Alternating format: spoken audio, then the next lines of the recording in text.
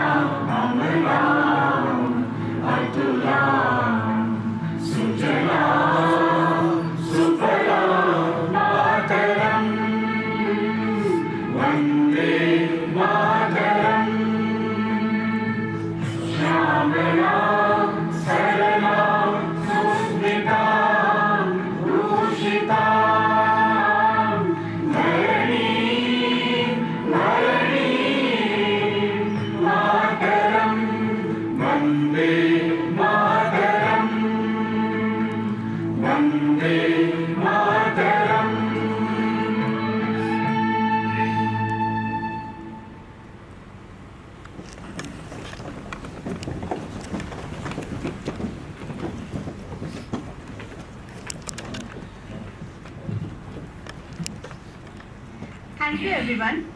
We shall now begin the program with the ceremonial lamp lighting, Deep Prajwalan and Shanti Mantra. We request Shri Sunil Ambekar Ji, Professor Satish Vasu Kailas, Professor Jagdeesh Gopalan and the President of Prasthutha, Shivanshu Vats, to kindly join us on stage for the Deep Prajwalan ceremony.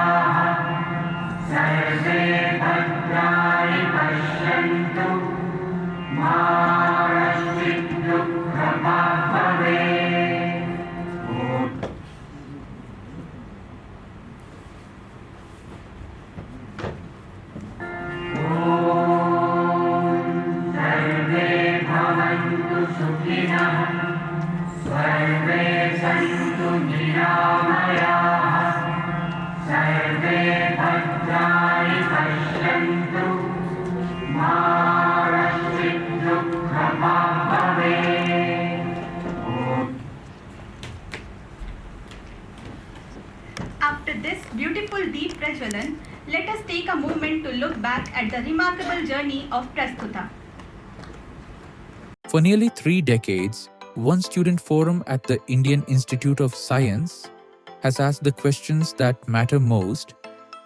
This is Prasthutha. A scientific institution, it believed, is also a civic one. Since 1998, it has brought science into conversation with society. It began with a single question, 1998. In the wake of Pokhran II, Prasthutha's very first talk was given by Dr. R. Chidambaram, an architect of India's nuclear program.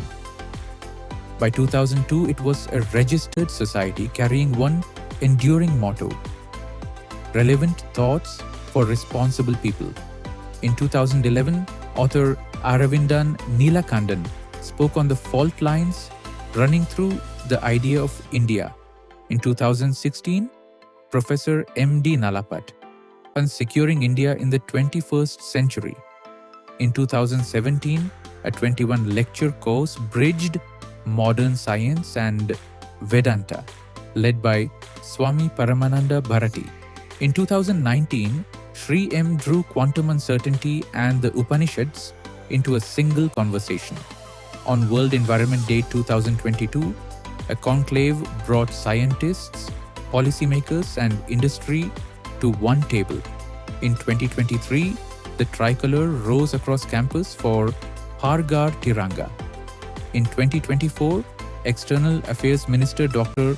S. Jaishankar spoke on India in a multipolar world. That same year, a candid talk on drug abuse and the road to recovery. In 2025, with the IISc Alumni Association, senior officers reflected on Operation Sindoor and all that lay beyond it. In 2026, Namaste Bengaluru welcomed the newest members of the institute. An astronaut candidate, Jitendra Singh, shared his journey into microgravity, and Professor Debi Prasad Mishra on the modern relevance of ancient Indian technologies. Once more, the flag flies high. Nearly 3 decades, 15 and more programs, 25 and more distinguished voices, scientists and soldiers, seekers and statesmen, all in conversation with IISc. And now, a new chapter begins. On the 15th of August, 2026, Prasthutha relaunches with Shri Sunil Ambekar on the opportunities and responsibilities before the youth of Bharat. Relevant thoughts for responsible people. The journey continues. Prasthutha. It is now my privilege to invite Professor Satish Vasu Kailas sir to address all of us and share the introduction and journey of Prasthutha. Professor Satish Vasu Kailas is a prominent professor at the Indian Institute of Science, Bangalore, primarily associated with the Department of Mechanical Engineering and Department of Design and Manufacturing. He completed Department of Design. He completed his B.Tech from Government Engineering College, Thrissur in 1987, followed by his ME and PhD from IISc Bangalore in 1989 and 1994 respectively. He went on to pursue his postdoctoral work at IISc until 1996 and as a guest researcher at NIST USA from 1996 to 1997.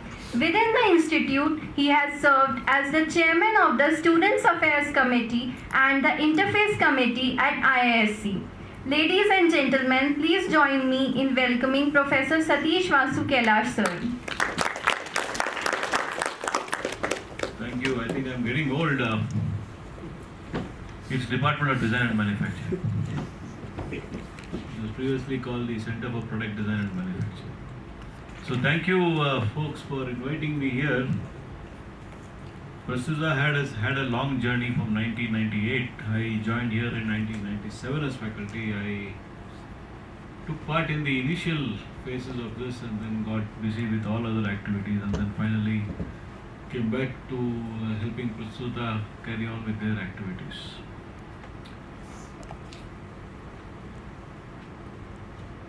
In Indian Institute of Science, if you take,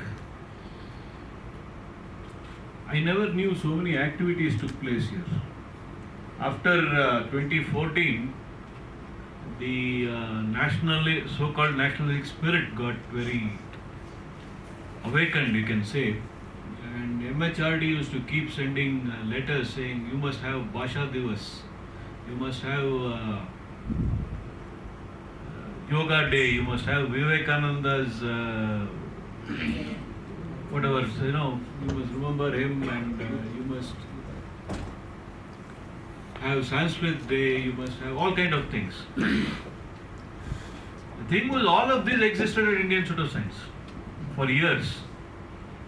We had, I think Sanskrit Sangha started sometime in the 70s, and the Vivekananda Study Circle, which is active now, has been there for at least 30 years, I think now. I don't remember the time. So Prasthutha also is something that has been active off and on, because remember, students' bodies, the activity level goes up with the enthusiasm of the present level students. Why don't you please sit down?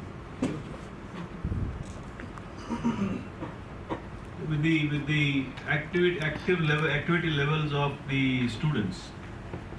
So there were people like Nutan and others who's in the audience here who were very active at once upon a time, and then activity slowly peter off, and then again it starts, again it keeps going on, but the thing is that it is alive. So I don't know whether I should call this as a relaunch of Prasthutha, because Prasthutha always launched it. Once in a way the rockets don't go to high altitude, it goes to lower altitude. But sometimes it goes to high altitude. Today's, I think you will be introducing the speaker separately, I don't have to introduce him. But today's talk idea of global opportunities and responsibilities for youth of Bharat is an interesting topic. Especially now, since we are at I think we have been in crossroads for a long time. I remember seeing an article in the Time magazine in 1989 mentioning about India becoming a superpower. 1989. A country with half the people below poverty line, or that time it would have even more. They were talking of India becoming a superpower. Then came Dr. Abdul Kalam's vision.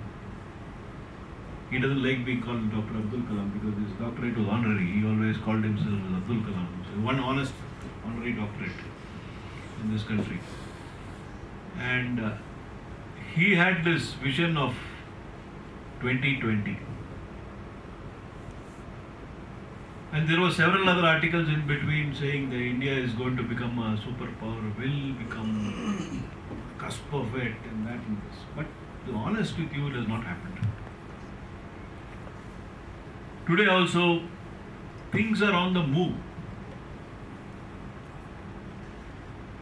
We are still very, very, very far from becoming a world leader in the technology level. Let us face the truth. Very far. Our strength can be cut off from our feet. Our feet can be chopped off and we'll have to crawl on the floor if certain countries decide to say that enough is enough and we will not export certain things. I was just talking to my colleague Ravi Krishna outside. We were talking about defense production in this country, which exports have gone up from 700 crores to last year, or it was something like 36,000 crores. This is a fantastic rise in 12 years.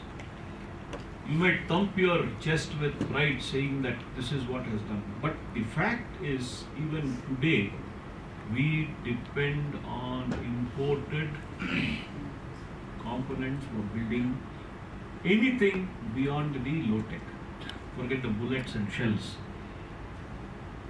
Everything in these things are still imported. From satellite launch, the glues, some of the glues that are used in satellite launches are imported. The materials used in satellite launch are imported. So India still has a very, very, very long way to go before we can call ourselves self-reliant, and unless you are self-reliant, you simply cannot be called a superpower. You may be a power, but not a superpower. A superpower should be independent. And this is a fact. You take Indian Institute of Science, our budget I think is close to 2,000 crores today, yearly including the projects. You take the equipment that I used or got for characterization, 95-98% of this are imported. We don't have any characterization facility in this country, worth mentioning.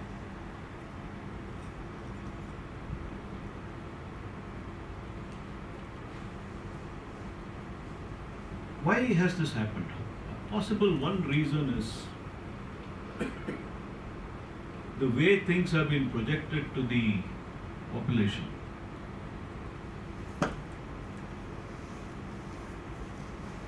Initially, when we wrote project proposals, I'm talking of early 90s, where I was involved in writing proposals, though I was not operating them. One of the line items used to be, how much of foreign exchange would you need? Because we went through a huge foreign exchange crisis in the early 90s.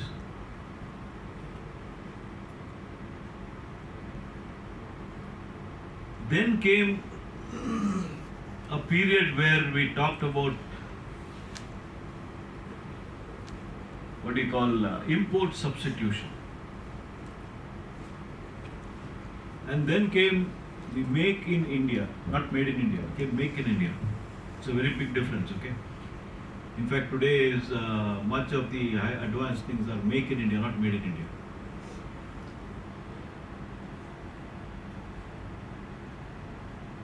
Then came the thing of Atmanirbhar Bharat. So if you look at us, our whole philosophy of that is being drilled into the youth is we should be independent. The industries have this mindset. So when they think of making a product, they ask one simple question: what is the market? And when they say the market, they look only at the Indian market. When is this mindset going to change and say we from Atmanirbhar we should become Vishwanirbhar Bharat? Vishwanirbhar Bharat, that where the world depends on India for technology. I'm talking of technology, I'm not talking of other things, because I think Ambekar Ji will cover that.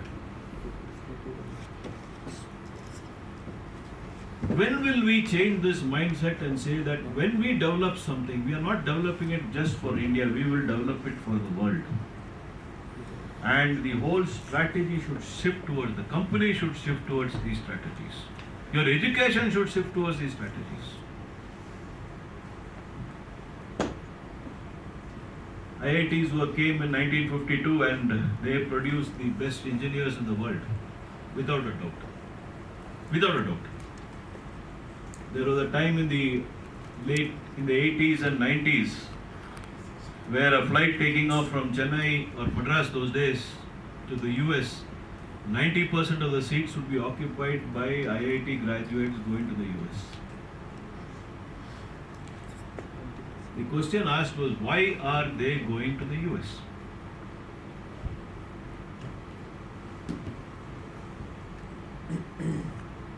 IITs have failed. I had once attended a FICCI DST meeting where they were saying, one of these person made a statement, IITs has failed us. In good things about things, IITs are more famous in these public domains than IISc. So, IISc doesn't get meant. But we also had in IISc, Indian Institute of Science, several departments which were export processing zone before the concept of export processing zone in India came. All the students used to go abroad. Very, very rarely do they remain in India.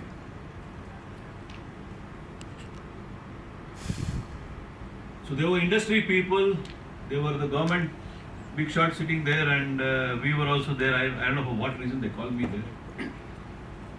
So I told this statement that it is not IITs which fail the country, it is the industries which fail the country.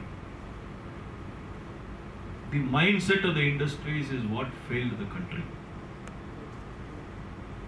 Their whole thing of local production, for local, whatever you do, you get something from abroad, wipe off its coating on the top and say it is Indian.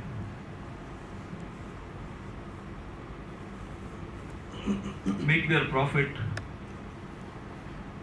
hook or crook, do it, that's it. Where does an IIT graduate fit there? Or where does a good engineering graduate fit there? They don't fit there. There is no R&D worth its name or no engineering worth its name in any of these industries.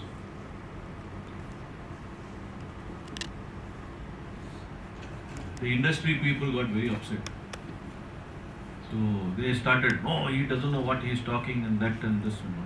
The government officials supported me. Correct, the industries failed us. Then I told, no, I am sorry, I made a mistake. I didn't mean that industries failed us. It is the industrial policy which failed us.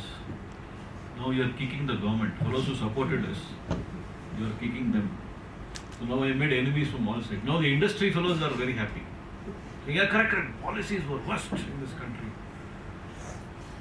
Then I asked them a question. Who makes these policies? Who makes these policies?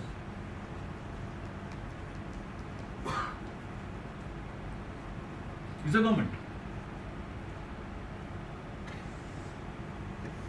But if the industry is not in a level where they can tell the government that this is how the policy should be framed,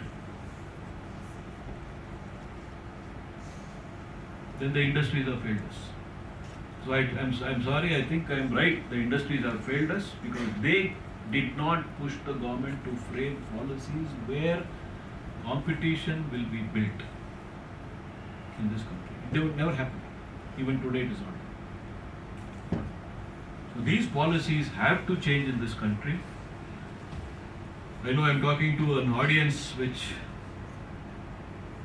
all of you will be thinking of, where do I go for a postdoc? Will I get, most of us, mindset is still on faculty positions which are getting scarce. Mindset has to change. But for all this, there is money required. And this is where the government should play a role. And even now I can say that, confidently say, that is the biggest, they allot money, but money flow is not there. They build a huge tank, fill it with water, no tap for the water to come out. Or if the water tap, they build a pipeline, there will be a small pipeline and it slowly flows out of that. Somewhere we have failed in allowing the money to flow into the system. That is something I hope the government will change. It will happen over a period of time, but I am not in the circle. So after that FICCI DST meeting, one of the IAS officers came and told me, sir, आपको कभी meeting में हम नहीं बुलाएंगे. Avoid this troublemaker. The guy who doesn't fear of talking the truth. And at the time I was it was 2011-12. I also was there in the planning commission. And at that time also I had given some ideas on whole the plastic waste, how it is going to create a headache in this country. One of the IAS officers came and told me, Satish, sir, don't worry about it.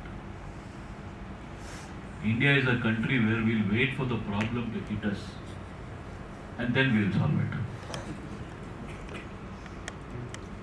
So that was the time when we had this Commonwealth Games, which, if you remember, was a absolute disaster even 2 months before that. There was nothing ready. And then the army came in and did things and ran the games well, or reasonably well. Crisis, we are good. But we wait for the crisis to hit. So that was her statement to me. So for the youth of Bharat, what I would say is, try to drill into yourself and the people around you that we should move towards thinking globally and the world depends on us, rather than very locally. When that change happens, for this, the youth has to undergo a lot of stress. And that's one more thing I tell even my freshers day, when I was there, I addressed the students. I told them one of the important things at the Indian Institute of Science is you must learn to take stress. I feel very saddened when people say that, sir, the academic stress in the institute is very high.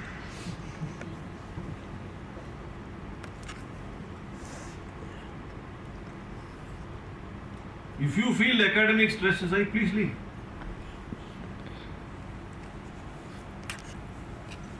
But if the director makes this statement, immediately students will protest.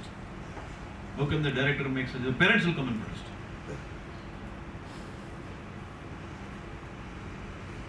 It is like, all of you want to be the commanders of the Indian Army.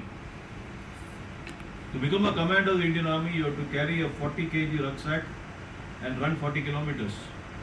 Hike, run, no water.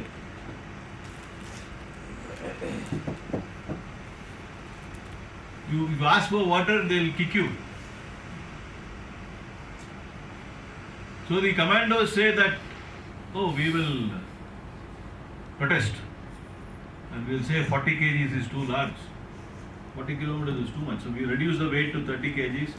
Finally 30 kilometers, 20 kilometers, 10 kilometers, 5 kilometers. Your 40 kgs, let's say, becomes 5 kgs. And then say you walk from mechanical engineering department to the central office, a distance of maybe 500 meters. You are a commando.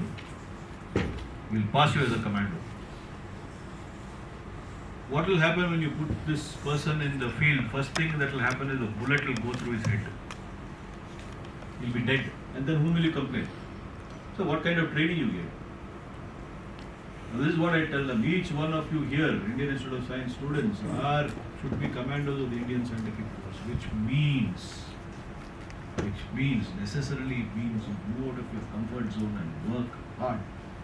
Don't complain. If there is a single day where you are not stressed, you are not in the right place. So with these words I stop.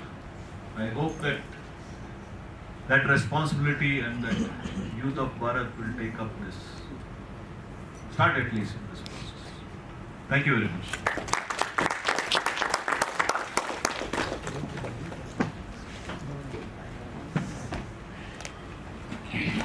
Thank you very much, Satish sir, for your thought-provoking and insightful words.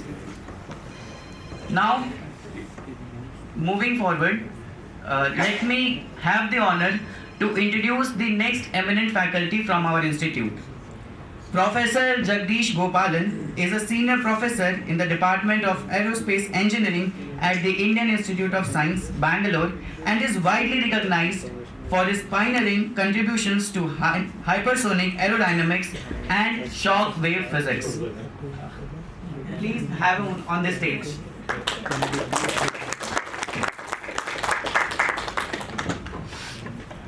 Mandalakaram Daptam Yena Characharam Tatpadam Darshitam Yena Tasmai Shri Gurave Namah. Lovely good evening, ladies and gentlemen of Satmera Sadar Pranam. Let me heartily extend a wonderful, Shubhamnaya on the occasion of 80th Independence Day. Ambekar Ji, very warm welcome to Indian Institute of Science. It's a very interesting topic. Prasthutha can be never relaunched because Prasthutha means contemporary, current. It is always going to remain alive. And I still remember the first program that I attended when I was a student here in the year 1998. And I'm so glad that students have come together again to ensure that conversations of this kind happens in this particular forum. Indian Institute of Science is a very special place from several angles. When Swami Vivekananda asked J.N. Tata, what brings you on this journey in the ship, J.N. Tata did mention that he is going there to bring steel-making technology. Swamiji seems to have remarked, Westerners may give you steel-making technology, but who will teach you material science? This actually has been written in Prabuddha Bharata, because nobody was a witness to what happened between the two individuals. But I did locate the original letter written by J.N. Tata to Swami Vivekananda, where it is very clear that he mentions, Swamiji seems to have remarked, because J.N. Tata already had an idea about forming an institution. He said, why don't you form an institution which merges ancient aesthetics with modern science? I think if we want to reach global scenario today, I believe that thought is still very contemporary. India's USP to me is all about spirituality. Don't get me wrong, because spirituality and religiosity are completely different. Swami Ranganathanandaji Maharaj, who was the former president, of course is no more, of Ramakrishna Ashram, once made a very wonderful example or a wonderful definition of what spirituality is. He said, spirituality to me is when I open my eyes, I should think about what I can do for the society, and when I close my eye, I am at peace with myself. Ladies and gentlemen, India is all about spirituality. If you can combine inner engineering of knowing who am I with your own goal purpose in life of what I can do to the society, I think we can easily become Vishwa Gurus. It is on this occasion we did recite Vande Mataram here. I just want to narrate a very small incident because we are all very eagerly waiting to listen to Ambekar Ji today. It appears Bankim Chandra Chatterjee was not very keen on what was happening in Dakshineshwar in those days, and he was taken there by one of his friends. And he never believed in Ramakrishna Paramahamsa at that point in time. Everybody were calling him a madman. And as soon as Bankim Chandra Chatterjee, who was then a clerk in the British office at that time, he saw him and asked him, do you know in Bangla, of course I don't really know Bangla, he asked him, do you know what is the meaning of Bankim Chandra? And he said, he was looking like this, then Paramahamsa said, it is broken moon. So your moon is broken, your face is broken, so he kicked him. So he said, you are a person who has got a very distorted view of the society, distorted face. Somehow it appears that conversation hit Bankim Chandra Chatterjee so badly that he felt that whatever he is doing in life is actually distorted. He went back and resigned from his job, and then of course later on, rest is history, he went and created this wonderful song, Vande Mataram, which we all sang today. So India has got a wonderful heritage. IISc has got a great heritage where young scientists have contributed immensely. Every student who joins this particular institution, they probably find it difficult to get into IISc than getting into Caltech or Stanford. And they become the teachers of all teachers like us by the time they graduate. Our students have been our greatest teacher. The greatest inventions that have happened on this particular campus, whether it is Vikram Sarabhai, or whether it is Homi Baba, or Chidambaram, or B.K. Atre, I think the list is actually endless. Even in the recent time and in the past, people have actually passed out in the biology or in the chemistry departments, where the single crystal silicon was made by Vasudeva Murthy way back in the 1980s, or Professor Suryan, who actually started the first company on single crystal silicon in those days. Or to that extent, you also had the Professor Satyanarayana in the chemistry department who made a battery in the Aryabhatta which went into space. A lot of inventions have always happened in this place, but this place has always believed there has to be a nice balance between Achar, Vichar, Sanskar and Prachar.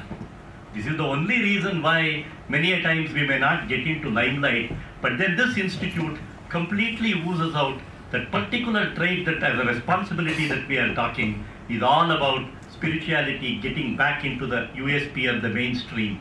Atmano mokshartam jagat hitayacha. If we can ask daring questions in the laboratory, if we can ask a question why something is happening, unbridled with any return on investment notion in our laboratories. Believe me, high-end science can build actually technologies. Our biggest challenge today is how can we do experiments with our own equipment, our own instrument. Satish was rightly pointing out that a lot of our equipment are all imported. I think some of our labs are still there where we have been able to build our own equipment and still do research. I think on an occasion like this where we are looking at Bharat, Bharat to me is all about understanding who am I and also understanding what is my goal in life. I think we should not suffer from the 5-4-3-2-1 syndrome, 5-figure salary, 4-wheeler, 3-bedroom house, 1 boy or 1 girl, 1 husband or 1 wife. Life is not all that. If I am going to make my life appealing, obviously I should be able to do something which can wipe the tear from one individual on the street. This actually is the entire essence of Vedanta, which says Samyama, Sadhana, Seva, Sangha. And Sangha is what we are here. I think all the people who are all in places like RSS, they are all only not wearing kavi, but then what they do is exactly similar to a monk of a Ramakrishna order or a Chinmaya mission. They have dedicated their life. Why? It is all again wonderful flow from our ancient past, which actually is the strength of India. I think we can march forward provided we can have that wonderful value system as a responsibility. Our science should be daring. Our science should actually be unbridled pursuit of knowledge, not at all worried about the failure, so that tomorrow that particular question for which I am finding answers by doing PhD or whatever it is in these kind of campuses would ultimately benefit the society. And I am also very responsible because value-based science is the stepping stone for good life. Having said that, Ambekar Ji, thank you so much. We are all very eager to listen to you. Ambekar Ji is one of the world's renowned exponent on Indianness. What really stands out in his own writing as well as the exposition is how much of innate Indianness they all live. Indianness is not something that we can actually speak out, but it is something where we feel very proud about. And I am sure things are changing, things are not very bad, or we don't have to get cynical about a bright India. Of course there are challenges, of course there are problems where we import several things, but believe me, we have come a long way from what we were probably when we were born in the year 1960s to what we are today. Progress has been very good. Sun will rise in the east at least for the next 435 billion years as per theoretical physicists, and I am not at all cynical. I do see a wonderful future for a very bright individual who is sitting here. The very fact that they have come into this hall indicates that they all believe in a responsible India where they could really contribute and make this nation Mahan again. Thank you very much for the opportunity. Jai Hind, Jai Karnataka.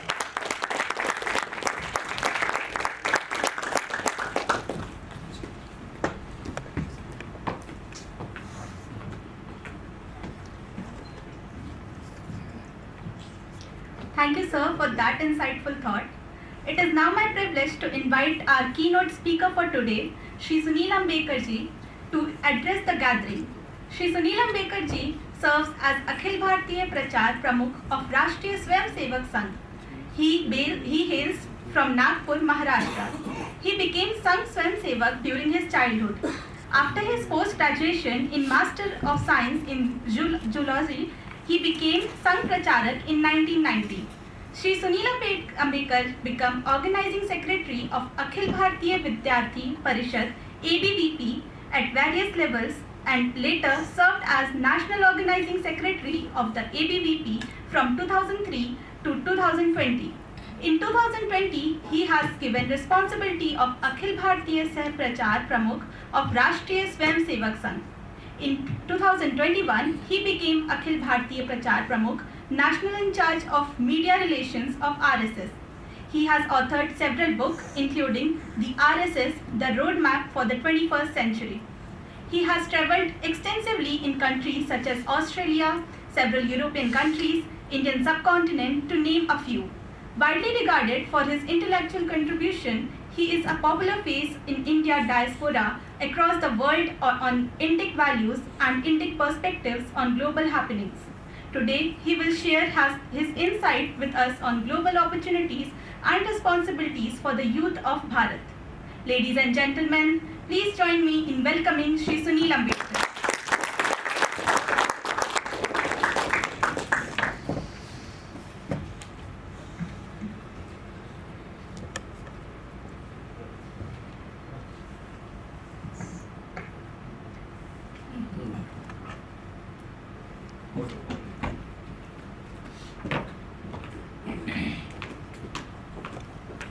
So, namaste to all.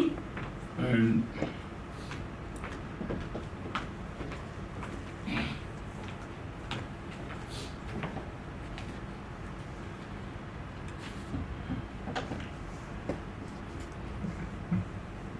namaste to all, everyone. And it's a very special day. It's our Swadhinta Divas, Independence Day. So I extend my best wishes to all of you. Happy Independence Day.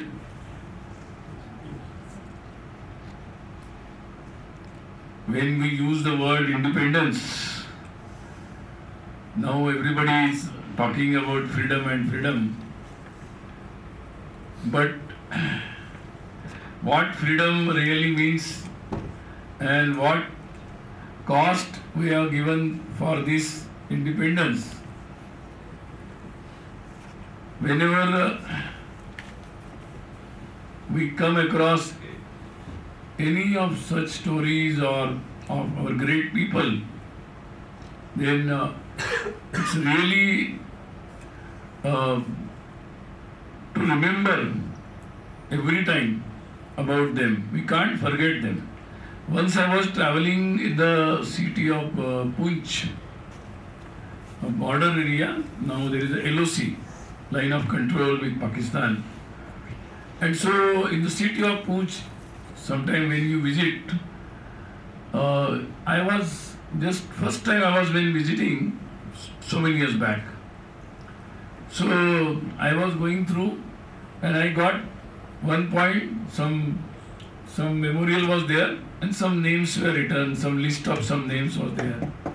Then I asked them, what's this? Then they said, no, in 47, when the Pakistanis, they attacked to capture, actually the people and the soldiers, they fought here to save the land. Then I went to the next square, there was also some board, some names were there. Then at many places, then actually I got the message, I got the real meaning. Otherwise हम film में सुनते थे कि एक inch भूमि के लिए लड़े. So I was not actually translating it in emotions. Then that day I got it into the emotions that really for each inch they fight like this, and at every point when I see the Poonch and LOC was thrown away, kilometers and kilometers away, but for inch and inch somebody has taken the pain, sacrificed their life, and then we have that land. So having your independent land, independent Bharat is not easy. We have given a lot of cost and still we have a responsibility to save it. Not just to save it, but to take it to the highest point, so that not only we people will say Bharat Mata Ki Jai, but they should come that everybody in the world, in this universe, they should say yes, Bharat Mata Ki Jai, Bharat Mata Ki Jai. So I think that thought came to my mind when I was just coming to Indian Institute of Science, and then I was thinking, many times we think that independence means only the political struggle or movements, agitations, and in the battlefields, yes, that is very important because people sacrifice their life or they take the risk of their life. Taking the risk of life, how it is precious, everybody knows. So we salute them, definitely. But when we think about our Bharat, so Bharat is not just a land. Bharat is not just a political idea that sometime we are the owners of this land. That's why politically we have grip over this land. That is our Rashtra, or that is our nation. Or by some political, historical reasons we form this country, and that's why we are here. So that is not a reason, at least for the existence of Bharat. There are many countries in the world map, they exist only because of the political reasons or some incidents or some historical, some milestones they developed as a country. But that is not the journey of our country. Our country evolved in Ved, which they always ask for the Rashtra Sadhana. You pray for the Rashtra, Rashtra, Rashtra. So what does a particular Rashtra, not like others, what is the speciality of our Rashtra? Our Rashtra has emerged out of the realization that yes, there is a need. If we can be happy only when we realize the connectivity, realize the oneness. So all our earlier scientists, we call them rishis, they went into the deep research and they find out that though we look different, we may look disconnected, but we are all connected. And this is very much important. When we say, somewhere we call Hindutva, what is the tattva in that? That tattva is a ekatva. That is connectivity, realization of oneness. Why it is very important? Because when we realize that oneness, then our behavior changes. The fraternity of Prasthutha, when we realize that somebody is from Prasthutha, our connectivity is very different level. Then we are ready to care for them, help them. Why? And then if you find he is in the same department, from my same village, or my relative, then our whole connectivity changes. When you go outside, somebody you find from ISc, your connectivity level changes and your behavior, your concern for the person, your helping attitude for the person, totally different. So this is the same principle. When you get something connectivity, when you realize something is connected, your behavior changes. And that is the basis of our country. People, all our inventions, from Veda, Upanishada, all our Ramayana, Mahabharata, Gita, they all tell us the same message. And then out of that our dharma, you may call the responsibility comes that go move and move, find how you are connected, and when you realize that connectivity, you just take care of them, include them and have a shared journey. And out of that you develop a culture. Culture means Sanskriti. What is culture? Culture means when you realize your relationship, then whole your behavior changes. If you realize that there is some relationship, connectivity, commonness with the plants, with the animals, with the other persons, people speaking other languages from other state, then your total behavior changes. That behavior change is very important. And how this Bharat came to existence with the practice of this oneness, this type of understanding, realizing the relationship and setting our behavioral practices, our societal practices on that basis. And that is our culture, that is our Sanskriti. And on that basis of the culture or Sanskriti, we developed all our systems. So those people who, we believe in this tattva, that is Hindutva. Those people, those who believe in the Hindutva, they are Hindus. Those people who practice, that is Hindu Samaj. And those people in the Rashtra where people practice this, believe this, that is the Hindu Rashtra. So all these words, all these definitions, terminologies, they came with a very basic, fundamental understanding. But it is unfortunate because of some situational loss of memory, or we have lost the understanding of all these things. and the only people living in this land, they also have some memory losses, and because of that, our understanding in our country has given a different meaning to everything. The word like dharma, a very different meaning, and the things, of course, when we forgot something, then there is a big possibility of misunderstanding world over.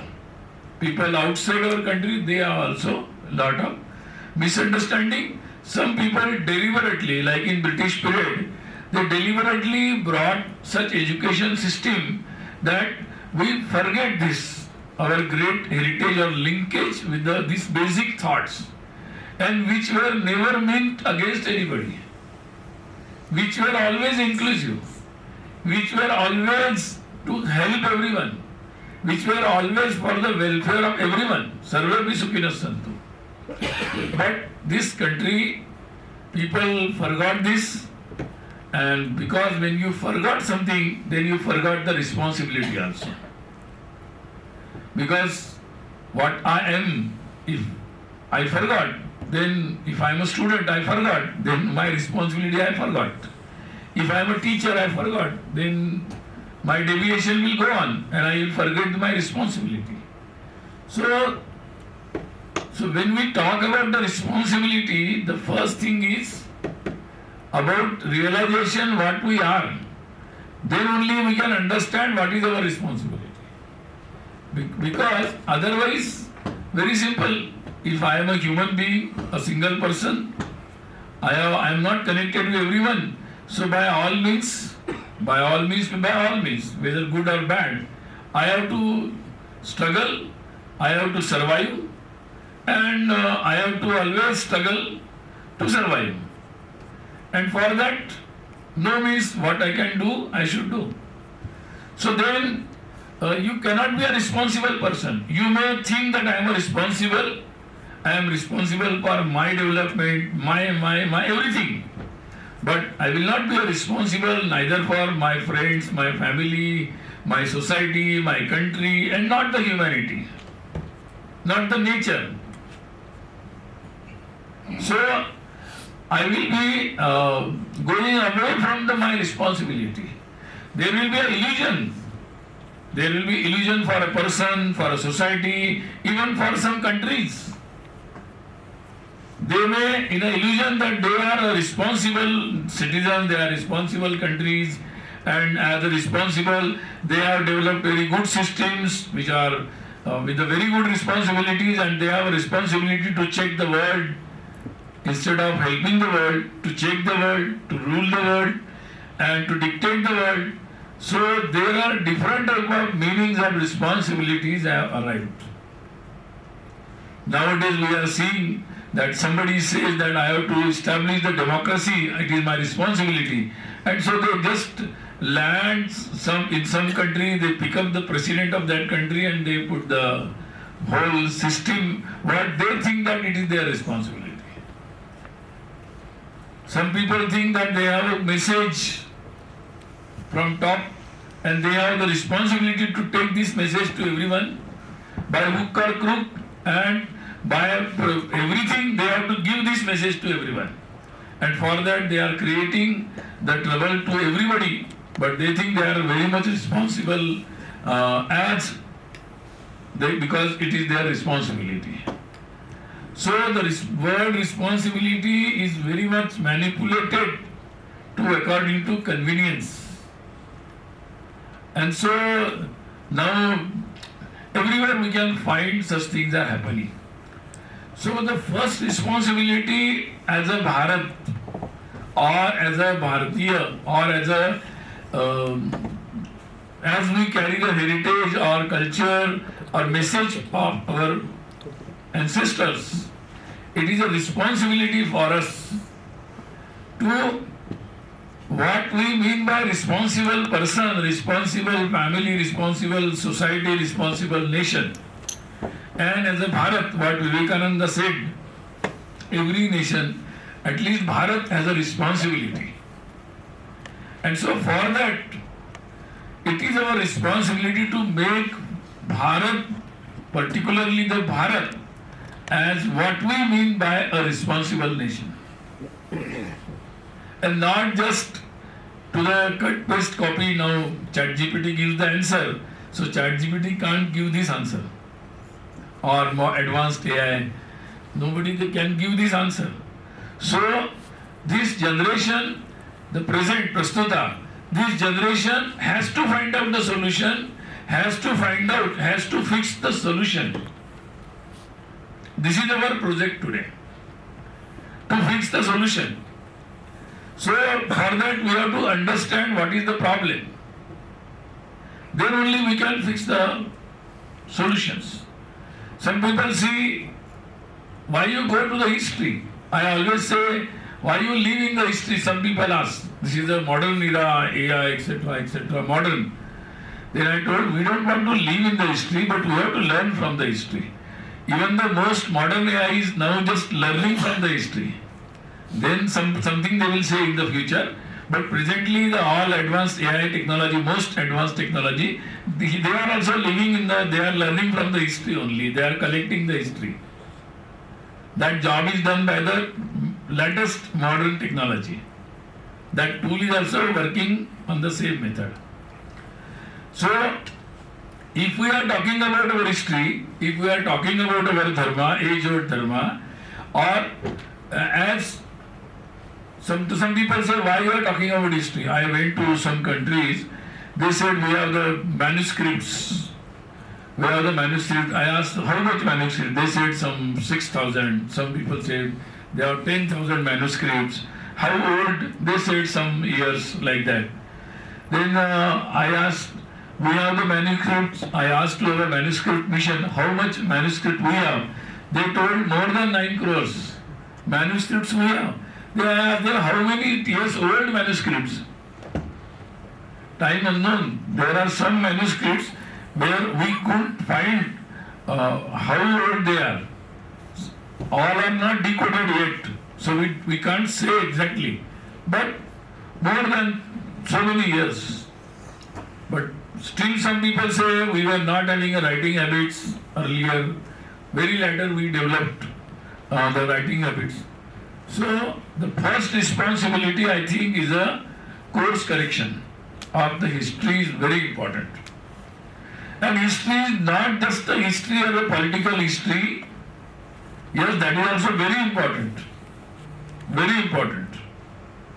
But simultaneously, where I started my speech, that as our country is not just a political entity, it's a cultural entity. So those people who contributed in making of this nation by different way, in different walks of life, they are also our great people, or even in the midst of our freedom struggle.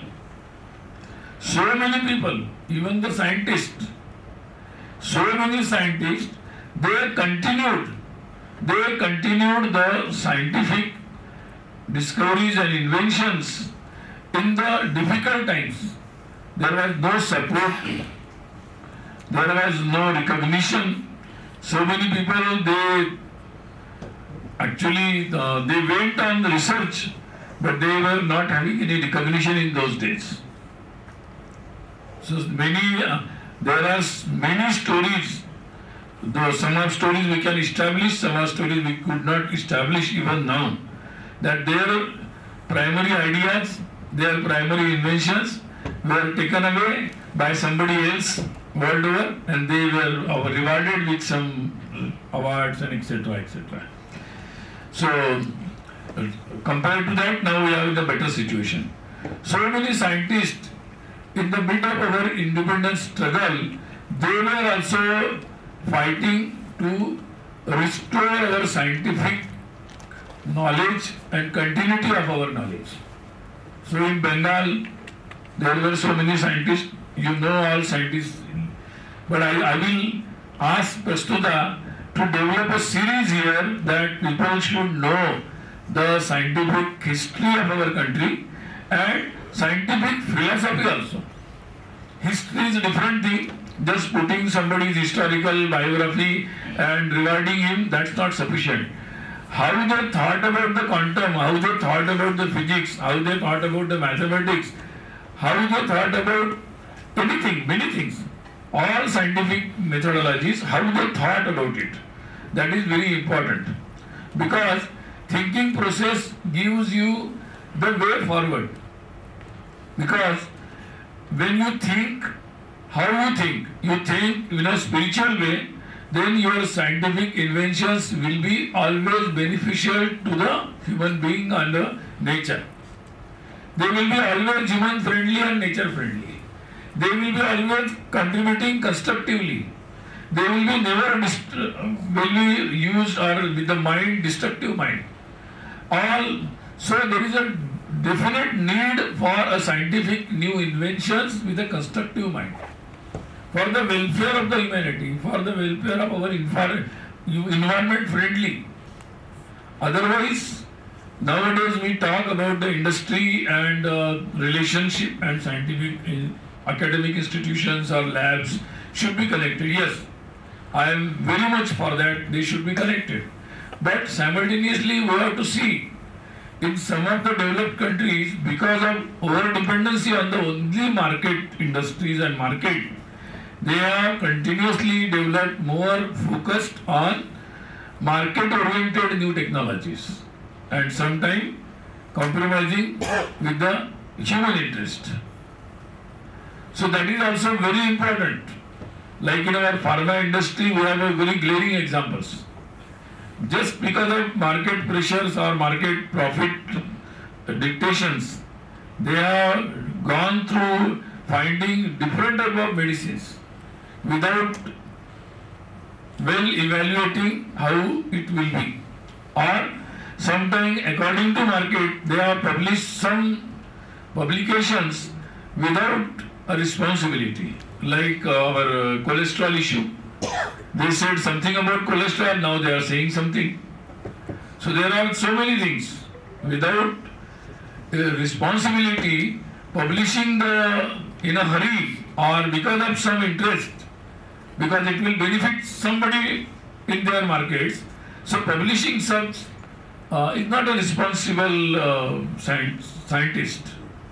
So country and the world needs such responsible scientists, ethical scientists, cultural scientists, who have an idea of the whole nature, who have the idea of the whole connectivity of the nature, who have the concern for the well-being of everyone, who is cultured with the Sarvepi Sukhina Santu, Vasudhaiva Kutumbakam, etc.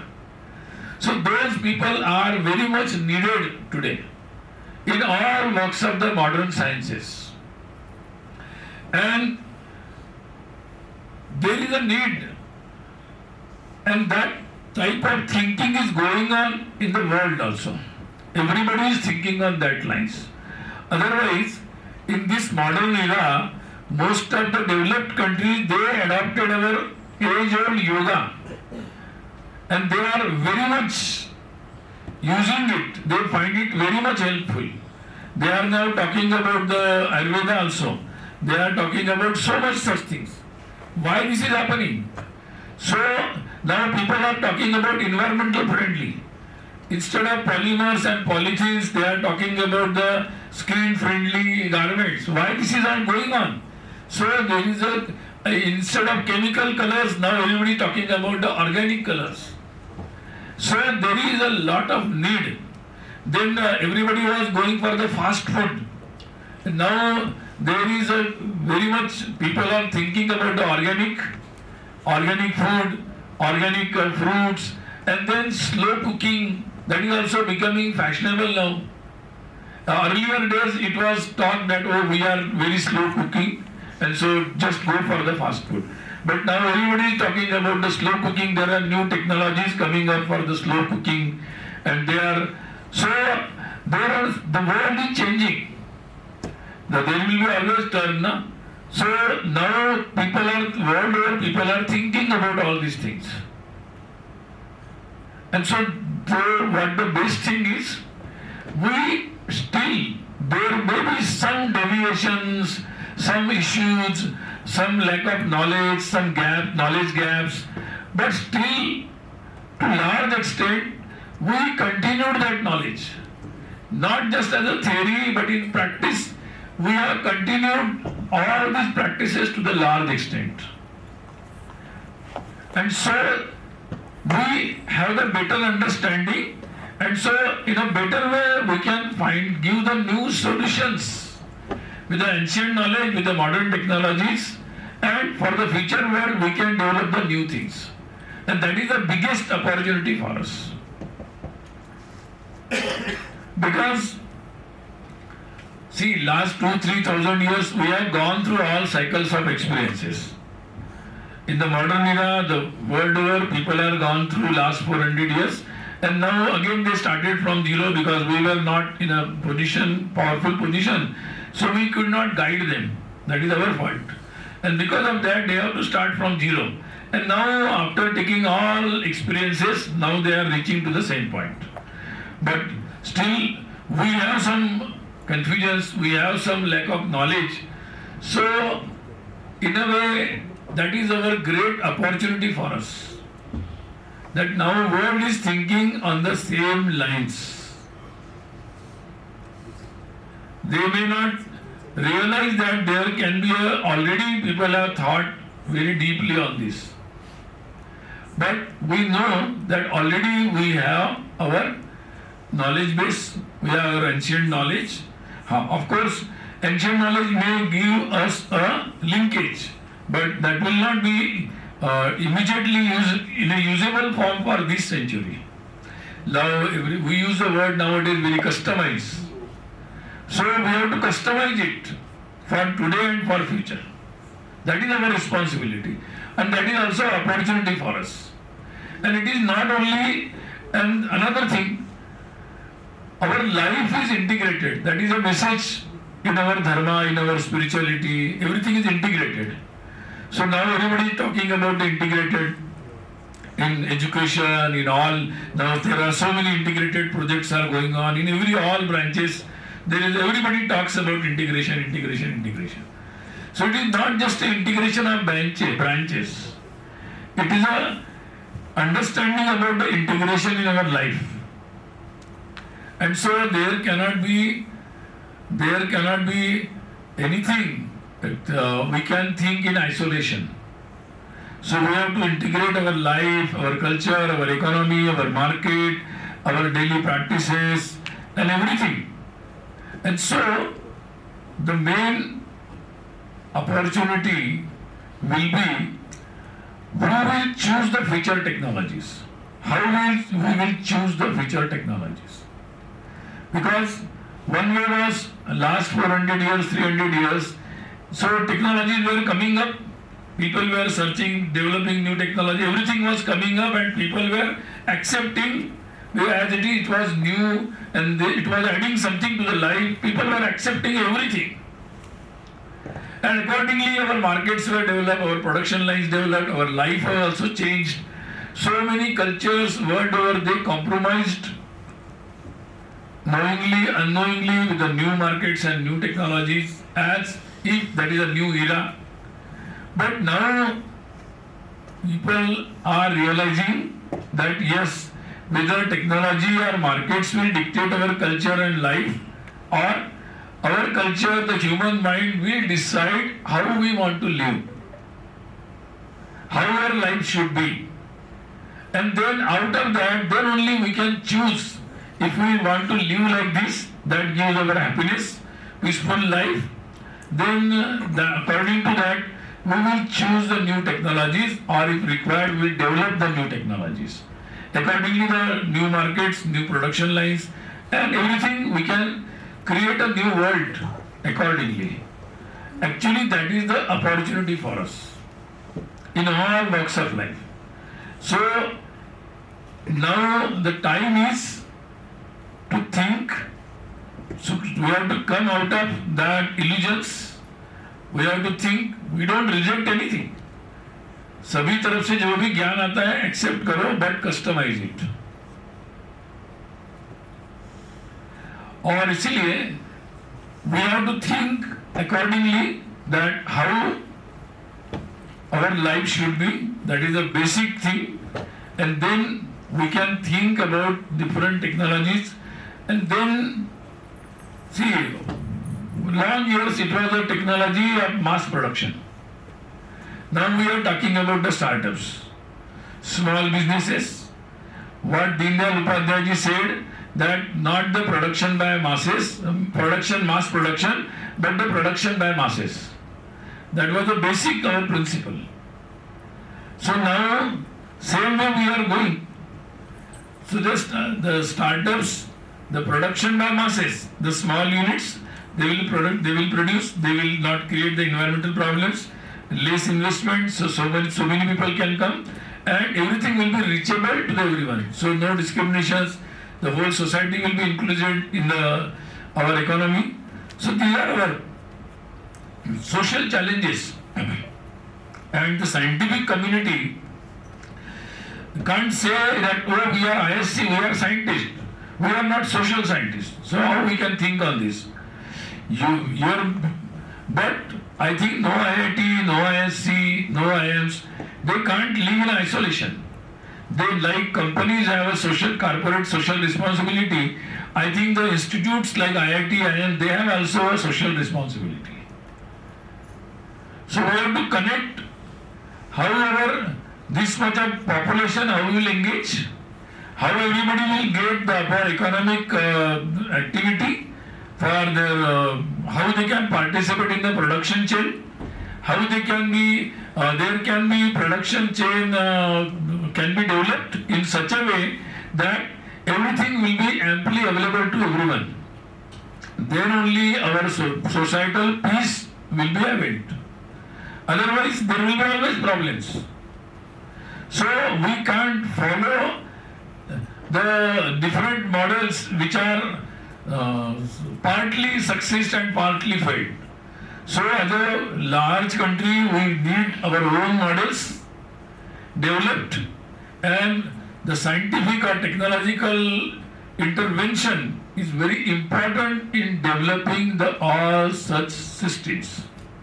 Either our democracy, we want the full technological system. If we want to take a fair in it, we want a very good technological base. To maintain, actually we want any government scheme to succeed and the participation of everyone. Now Janaganana is going on. So all our enumerators, they have the machines. They will just drop and it will go to the server. Because of that only Janadhan Yojana. So all these upgradations in technologies based to help the society, to help our missions for upliftment of the common people, including everyone, and taking the facilities to everyone. So I think thinking according to that, that is the very important, and that is the responsibility, sole responsibility of everyone. Even the people in IITs or IIMs, top institutes, or in some other important institutes. So no institute can't say, oh, we are a sports university, so we are only doing sports. We are a technical institute, we are doing only technology. That will not happen. Everybody has a social responsibility. And I think that is the thing. So about career responsibilities, you have a lot of sites and lot of institutes to help you. What are the global opportunities for career? I think already you are done PhD in that, so I will not talk on that. But there is a responsibility, and globally, when I am traveling to so many countries, so people are talking about all these things. So people think there should be such type of initiative from the Bharat. And people there is a global opportunity, because there is a large level of mistrust in the different countries. Now we will see how mistrust is going on. So everybody wants a trusted friend. There is a very lot of disturbance because of migrants in different countries. Even the Western countries, even Japan, even China, so many countries. So they see our Bharatiyas as a good migrants, contributory migrants. So that is the biggest opportunity for us. I was in Germany 2-3 times in last 2-3 years. So I got the opportunity to talk with the ruling party, very important senior leaders. They told me that we have different migrants coming from other countries, but we want some most of the people from Bharat, so those who are not troublemakers but the contributors. And actually they visited Mumbai and all Bengaluru and other places to connect with the people so they can get more people in their industry, the good migrants. So that is a very, and because of our behavior of our all diaspora people world over, they have created a goodwill for us. And because of all our like yoga and other things, all Kumbh they visited, so they are now developing a new idea about Bharat. And that is visible also from on many occasions. So I think, so with this goodwill, with this confidence, because many of our people, they were not believing that Bharat has a potential and it can do something. But now over the time, people have developed the confidence that yes, we can do it, our country, as a country we can do it. And so I think that's a very changing situation. And so many people, we don't have to convince them that you should do something. We have to create such ecosystem, we have to create, and for everything we don't, yes, definitely government has an important role to play in that. But I think if we always go that, yes, what government is has done, not done, not done. So all our great scientists in the pre-independence area, they were not having any support, but still they are reached to the highest point. I think that is always a thing that whether you will reach to some point and then government support will come, or first government support will come and then you will reach to the point. I think many times we wait for the support and then we will reach to some higher point. I think the different ways, another way is there is a more possibility that if we reach by our own, by all our efforts, we reach to some point, and then I think government support will automatically come. So that is a better way I will suggest for IISc at least, because you have very good scientific endeavors, very good capable people, and very good historically very good lineage or history of scientific knowledge, developing the scientific knowledge. So I think that will be the good way for you. And of course there are certain things we can discuss in our panel discussion. So I again extend my best wishes to the Prasthutha. And so Prasthutha will of course will be proud of our past, and it will be working for the better future. So I extend my best wishes.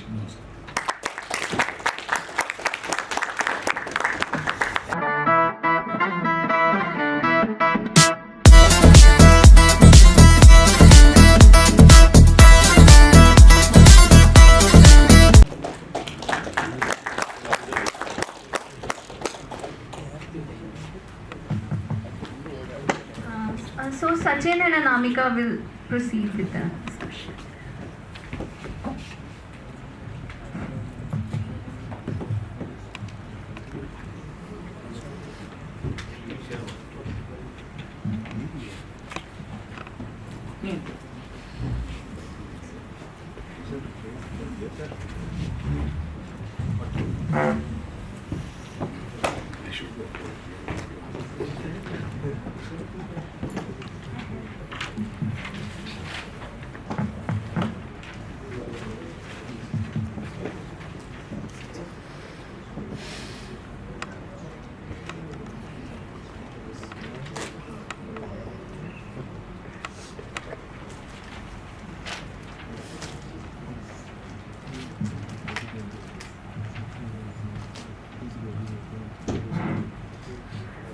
Thank you everyone for coming to this event, and how are you all?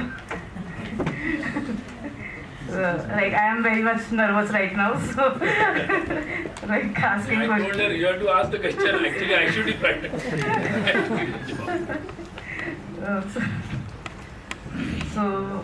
Yeah, like the first question is like, what do you think is the role of researchers like us in contributing to national development? What we can do in our daily work as researchers to help build the nation?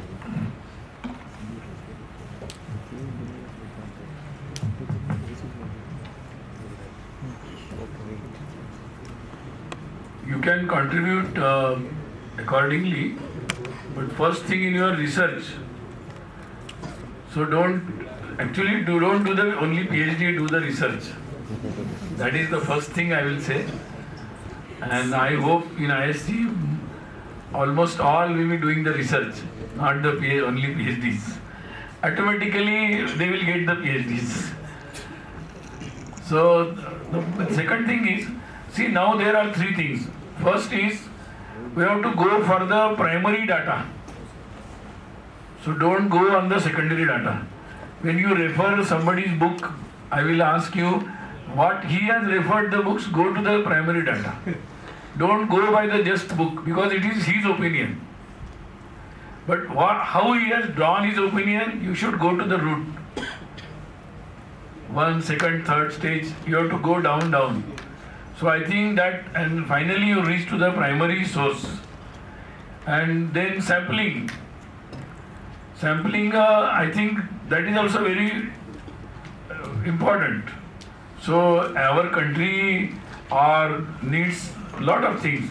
So there should be, what is the social dimensions, like what society needs, whatever the issues, what are the problems. I think that should be in consideration. Then the multiple uses. If you are doing some research for pharmaceutical, but you should research simultaneously how this material or this research can be used for multiple dimensions. So if you keep such things in your mind, then I think really you will be giving solutions. Because anything you do out of the urge for the society, for the country, for dedication, then your findings will be very different. Your approach will be totally different. And as a scientist, if you think like this, that will be very good. Simultaneously, I will say as a scientist, you will do your research, but you should find time to serve the society simultaneously. Because being a scientist, you have to work for, if you want to go to the IIT or ISc, you prepare from 8th class. But being a good person, good citizen, that cannot happen in a day. So you have to good person, you have to practice every day. So that way of practicing may be different. You have to participate in some seva karya, you can help the students, help the others. So some or other activity you should keep in mind in practice. Everyday practice or weekly practice, so that you have a mindset of helping others. Or you should be having understanding of what's going on in my country. You should concern. So you should read at least something about that. So I think that will help, and that will be your contribution. Thank you, sir. I have a question with professors. That we see nowadays that all the fresh minds are preferring outside for PhD and all. So how can we make India a place where researchers feel they can do good work and build their own career? I think Satish, sir, like you also mentioned in your speech, actually. I think two things are very important, I believe. One is, please bring back the joy of curiosity-driven science into your laboratory. Science is all about asking question why and understanding outer nature. And the very joy that you get out of this process is what would make you a better researcher. And India is the only place where you have the right kind of social ecosystem as of today, where your research can be actually made relevant, not in the Western world. In fact, not that we just have a very young population, we also have the right kind of diverse population, whether you look at the genetic or the ethnicity or the changes in the different practices that happen in this particular place. One of the challenges that would be there in all of this is how do we really bring back that ability to ask questions without looking for what is in it for me. In fact, if you look at almost how science originated, as Ambekar Ji was rightly pointing it out about the rishis, they all just wondered and they never looked at what is in it for me. They were all only trying to understand in the purest form of getting answers to those curiosity-driven questions. Shravana, Manana, Nididhyasana, as they usually say. Today, AI is actually bringing a different name. They are also saying it is called prompt engineering. So they also say you have to ask right questions. And I think India is a place where you can ask the right questions and find answers. And I have never felt that people are actually going to the Western world, at least in our own laboratory. People want to come and work in our place, provided you rekindle that inherent curiosity in every person and take him back to the childhood days. There is a child in all of us. I think when we say wish, we've been very beautifully, Ambekar Ji said that we all should be connected. The very word Atma is only there in the Eastern ethos. It is not something which actually is popularized in the Western ethos. So we need to really figure out there is some divinity in each one of us, so we are all connected. If we can get into that mindset, I think, I don't think Western world is any longer a preferred destination, because the data that Professor Satish gave us probably older. Today, from IITs now, if you take the last year's data, 40% have become entrepreneurs. So even we have started our own undergraduate program. Our target is more than 30% should become entrepreneurs like startups. So people are actually coming back to this country rather than whether you like it or not, because many of our own students in the US, they are writing to us, we want to get back. The PMRC program that was launched recently, already there have been more than 8,000 applications, which means that reverse migration has actually slowly started happening, because Bharat is the place that we should be around in 2047, definitely, without any doubt.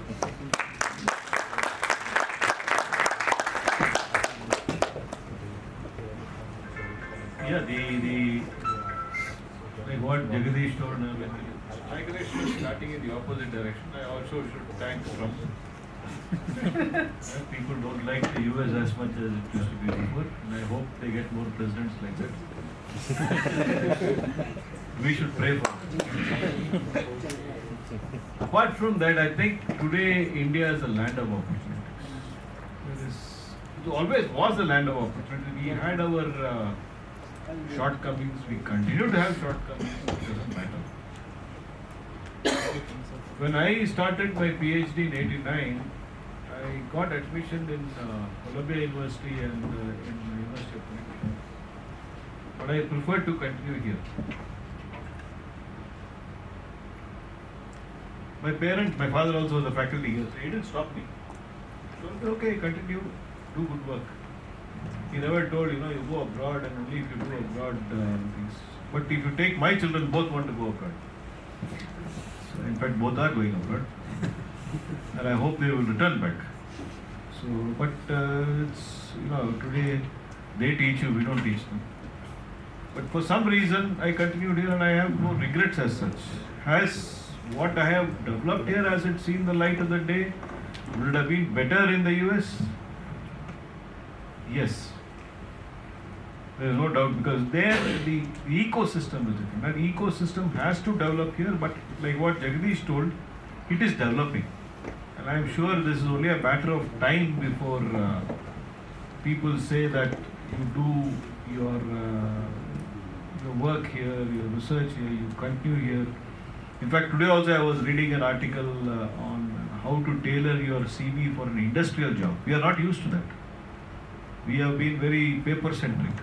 Our whole approach to research has been paper-centric. And you always say that if you don't have papers, you will not do well in life. I don't agree with that. So certain changes can come, certain changes should come, but it is changing and it's only a matter of time. So keep going with it. But I always say that you please concentrate and do your job well. first and foremost is don't put your blame of a failure on others. You have to take the responsibility on your shoulders, like Swami Vivekananda. You cannot escape that. As long as you take that responsibility, I think India has a good future.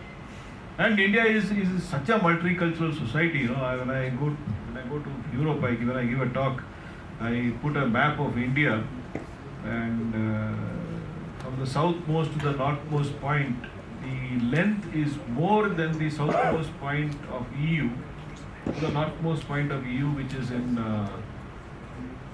Estonia, Latvia, Estonia, right? Topmost. Estonia, the Tallinn is their capital, to the southernmost point somewhere in Greece. There, you have, go from south to north, you have about 13 languages. In India, you have around 10 or 11 languages. The difference being that there are 13 languages in 13 countries, we have 11 languages in one country. So it's such a diverse place. They say our Indian Institute of Science ranking is not good because we don't have international students. Actually, we are more international than European universities. IISc. You take each state as a separate country, which is what is the case in Europe. We are far more diverse. So we have our strengths. Don't forget about all those ranking and ratings. That's also a scheme and scam run by the brilliant to us that we are hopeless. I think that once the change comes, and it is coming, it will come, and we will definitely grow. I have no doubt about it. So thank you for the answer. And the next question is like Gen Z and Gen Alpha are growing up in a very digitally and globally connected world. So what do you think this means for India's identity and its future?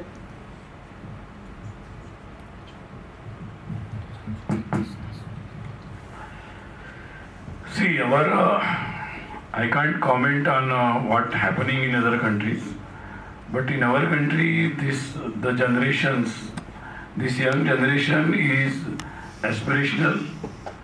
They believe in Constitution. They want the change, positive change, and they want to contribute. They want to work for the change. They want to be a contributors in a constructive way. So that is our young generation. So I think now people, I don't know, I respect these words, Gen Z and what this, but I know all that. I know ABCD.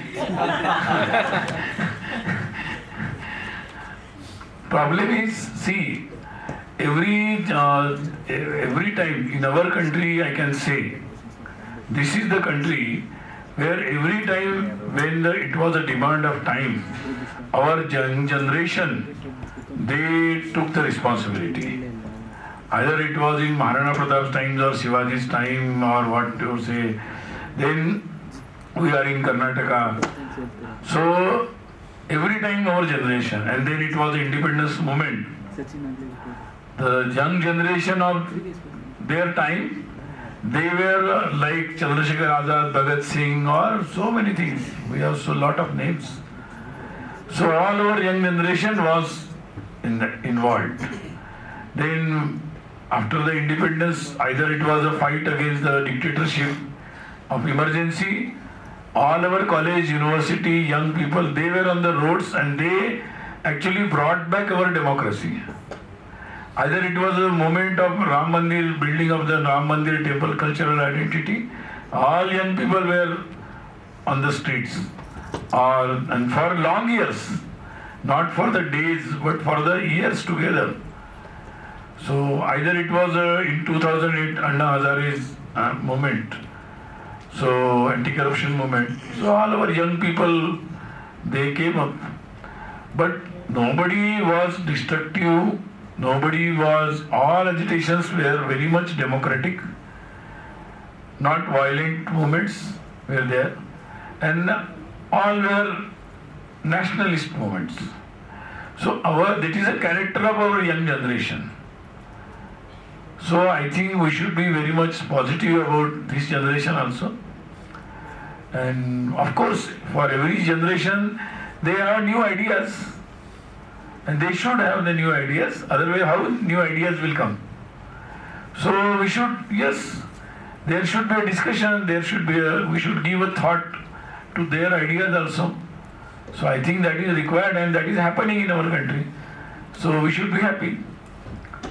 And with some giving the names to the generations, I think there is no, yes, every time there will be young generation, but definitely the situation in West and our countries is different. There are 62% young persons of 18 age, average age, they are out of home, not living with the parents. So they form a separate entity. And so they have to raise their own voices, they have to fight separate, independently for their livelihood, for their education, even for their marriage, they have to search. So this is not the situation in our country. Our generation is not out of home. All our youngsters, they are in the home. And all their two generations, they are taking care of them. They are in very much good interaction and relationship with them. So our generations, there may be different solutions for their situation. The same situation is not with us, so we don't need the same solutions. We have the different solutions. So we have to find out. So our generations are not in isolation. Our generations are very much in closed relationship with their senior generations. So situation is different. So we should not get carried away by what happened in other places. We should think about our generation. We should be confident and positive about them. And I think I have a lot of hope. And I think what we think are the new era that where Bharat will be at the highest rank. So I think this is the dream of this generation. So we should be very much hopeful about this generation. There will be some fringe forces. That is not a representative. Yes. Okay, I'll just tell, when I was in school, I studied at Kendriya Vidyalaya, Hebbal here. Almost on a weekly basis, teachers will say, you are the worst batch. And I used to be among the worst students. Any trouble in the class, they'll come and catch me. I went there about a few years back. You people were gems. Present day students, we don't know what to do with it. A few years, 10 years, the same teachers were there. Now they are all retired, but before they retired, I went. So, I don't really worry about the future generation. They have to take care of themselves because finally you have to eat. You have to breathe air, you have to eat. You will find a way, you will do it. But only thing is keep that moral compass in control. And I am also given to remember the wonderful interview given by the Singaporean president, Hukan Lee, who was their, the person who transformed, founder president, who transformed Singapore. Yeah, I don't think he was the founder president. No, transformed Singapore. So it was the 90s. They asked him, where do you see Singapore? He said, another 10 years we will be called an advanced country. Another 25 years we'll have a currency which is very strong. Both of which have become kind of true. It is true. And you can't sell a water purifier in Singapore because if you try to sell a water purifier, they get angry because you can drink tap water in Singapore. No other place. India, you try that, you can do it, but you don't know what will happen. And so he says, that time we asked him, what is your opinion of India? He says, India is a very frustrating place. We try to invest there, we are not able to invest. All the bureaucratic things and the high-handedness over here. So where do you see India? India say 25 years from now it will be developing. And then they ask the question, 50 years from now, where will you see Singapore? He says, 50 years from now, we will be there. What about India, they ask? India will still be improving. But one thing he told, India will be there 500 years from now, 1000 years from now. That I can tell you, but I don't know about Singapore. Where that country is. So that is the beauty of this country. So don't, what do you call, everybody has a doomsday prediction about the next generation. Even I went through that. It's an interesting question. I just want to have one anecdote here which happened. I believe that the current generation, there is one quality which others may find that it is not correct, but I have seen this across the country, is their inherent impatience to get answers. And I believe that this country is being propelled because of that impatience. At the same time, they are fearless. In IIT Harvard, recently, about a couple of months back, I gave a talk. As usual, in the middle of the talk, you crack jokes, everything. And we were having tea along with the director. One young boy was just 18 years, first year student. He walked in. And all of us were standing. He just came and asked me, sir, have you ever considered doing stand-up comedy? To be honest, I couldn't react. And then I said, no, I have not. You're good at it. You better try that. I don't think I would have spoken to my professor like that. For example, I never really spoke to my father or mother like that. Maybe it was because of lack of information, I would believe. Because in our generation, we had information only through newspaper or radios in those days. But today, you have plenty of information. You are able to synthesize that information into knowledge, and you are becoming wiser at a time scale which I cannot comprehend. To me, what represents Gen Z is this impatience, fearlessness, and an ability to comprehend information and become wiser in a much, much shorter time span than what our generation really thought. Hence, you will see unbelievable changes in the next 10, 20 years. You ask any politician, couple of my own classmates are politicians, they say, sir, nowadays it is very difficult. Earlier they used to take 10 years to complete a project. Today it is not possible because people are going to ask questions. This generation to me is going to ask more questions, and rightly you are calling yourself as Alpha and Z, because Alpha and Z actually in mathematics represent something where you don't know. And you are going to ask more questions, and which is very, very positive thing to do. And you are not going to wait for 10 years to find an answer. You probably want everything not today, but yesterday, because you are more used to cleaning vessels on the mobile phone. So one of the biologists told me, in another 1,000 years, your thumb will be longer than your remaining fingers. So you want everything at your fingertips. That is what I call the positive impatience of this generation, which will propel this nation. So, my question to sir is, most Indians believe in nation first, but our culture teaches Vasudhaiva Kutumbakam. So, how do we balance between these two ideas? See, this conflict comes when I explained about what our nation is. If our concept about the nation state, nation is according to the political theories, now we learn in our universities about the nation state theory, where everything is survival of the struggle for existence and survival of the fittest. So that came into the all theories, either science, technologies, say social theories. So everywhere that basic understanding came. And so out of that, historically there are many nations came up world over, and they were in the same mindset.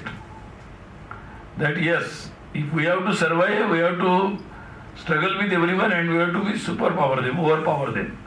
And that's why they created, whenever they were powerful, they created a trouble. Like America, if they got the power, they throw the atom bomb. If somebody comes powerful, they make slaves to so many people. If somebody with their religion, they get some power, they will also create nonsense with the missions. Either it was a cross mission or it was a mission from the Arab world. So all these missions with the same idea that if we have to be powerful and everything goes through power. So with this idea, even the communists, they came with the same idea, through power and for power everything. So because of that, they have created such things. But our idea about the nation is, our nation is built only to do good to the other people. Like a good person, like two people, they learn from the university how to, the skill, how to run a bullet. So they came out of the university. After that, the good people, good person thought, now I have, the bad people thought that now I have a gun. So whatever I want, I will get it now. I will use the gun, I will get it. So he will be called as a either gunda, don, something, or terrorist like that. And then another person came, he thought now I have a gun. So now nobody, I will not allow anyone to do injustice to anybody. So our concept of nation first means our concept of making that nation. So when we say nation first, it don't compare it with the Hitler, don't compare with the people world over. So that our nation is really incredible. When we say about this, if we make our Bharat is strong, then it will give access to others.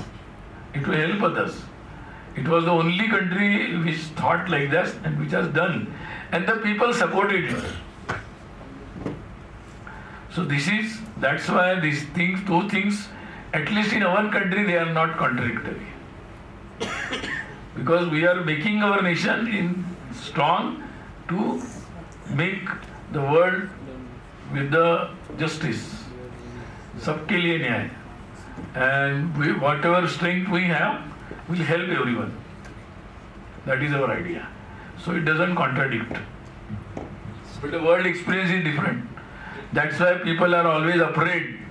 If a day Bharat becomes strong, then what it will do? Then what will do? Yes, it will not tolerate any terrorism. It will not tolerate any bullying. Now, some people are bullying now, so that will not be allowed. If some people think that we will do some manipulating marketing and we will fool anyone, that will not be allowed. If somebody says only my religion will go, that will not go. Every religion will exist and everybody will live peacefully. So we have to tolerate, we have to respect everyone. So that will be the new idea of the world. What Vivekananda said, what earlier it was. So that is our idea.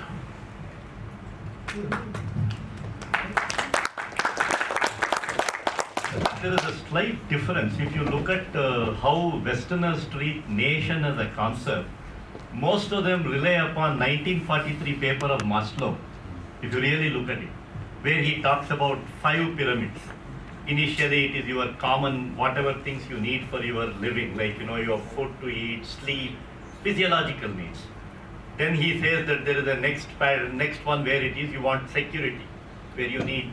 And then he says love and affection is your next one. And fourth one he says is a self-esteem. And the last one he says is self-realization, what you are, who am I. Unfortunately or fortunately, this existed in India not 10,000 years back, even very early. That is the big difference between the Western thought of nation and the Indian thought of nation. For example, if you look at any of the previous generation, look at history, because Ambekar Ji rightly pointed out that we should learn from history. Even the most wealthiest businessmen. Just today morning, I was in a school called, one of the schools which was started by a businessman. And he was a diamond merchant. And he is actually giving free education in a 14-acre campus, Shubham Karoti Maitreyi, for all girl students, where he is calling it as a Gurukula. And I asked him, what prompted you this? He said, this is our culture. That means we have always believed in togetherness, connectedness. We saw God in both living and non-living things. And we were always self-confident about ourselves. We were never insecure. Whereas if you follow Maslow's so-called classical paper as they all talk, it is actually breeds kind of insecurity. And all our problem today is because of insecurity. So India as a nation, I think, has never been insecure. We have not really gone and dropped a bomb on anybody, and we have never been dual. America says everybody should live peacefully, but nobody has been more cruel in the orange gas that they did in Vietnam. And I have lived in Japan for a long time. If you go to Hiroshima, I think just about 3 weeks back, Satish would be very happy. They found out a new metal alloy called Hiroshimite, and that's supposed to have been formed because of the atom bomb. That means even generations are going to pay for it. And whereas in India, we have always talked what we can do, and we always did what we really told others, and we always regarded, when I say Namaste, or Swamiji used to say, I am not actually doing Namaste to you, but I am actually doing Namaste to the God who resides in you. And that very concept of God, where we have had private conversations either in temples or in our own small places in the house, or when you close your eyes and think about who you are, is a very, very powerful concept on which this India is built.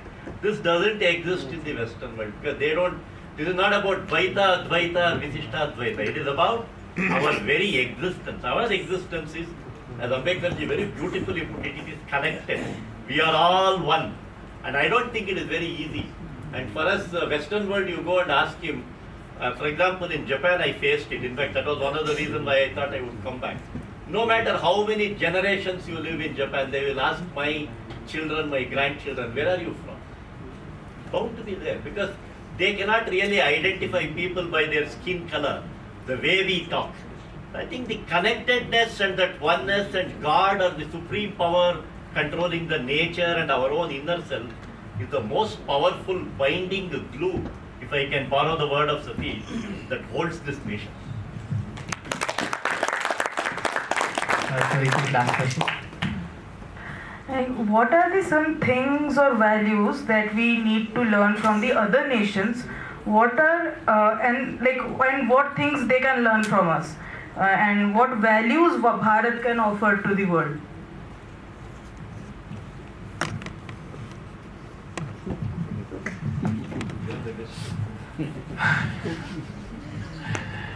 See, definitely, always we can learn from others, and we should be open to learn from them. Definitely, in last so many years, when we were engaged with some different things, with the foreign rule, and lot of our bread and butter or roti के लिए हमारा struggle चल रहा था.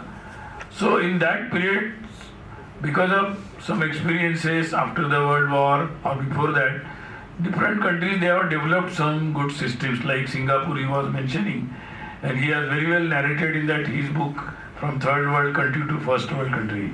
His book, very good, he has narrated. So there is so many different modern systems people have developed in different countries, like then technological, scientific, innovation, disciplinary systems, ecosystems they have developed. We have to learn with them. Definitely public systems like nowadays we say it Nagrik Kartavya. In our ancient days we said it a dharma. That to be a good citizen, that is a dharma. So that is, I think, in public life, public discipline, like we have to help each other if we are on the road. In the daily life, we have to help somebody. Then we have to dignity of labor. Actually, that is our thing. Dignity of labor, that is कोई भी काम ऊंचा बड़ा नहीं छोटा नहीं सबके लिए. So, but that we have lost in last some years to large extent.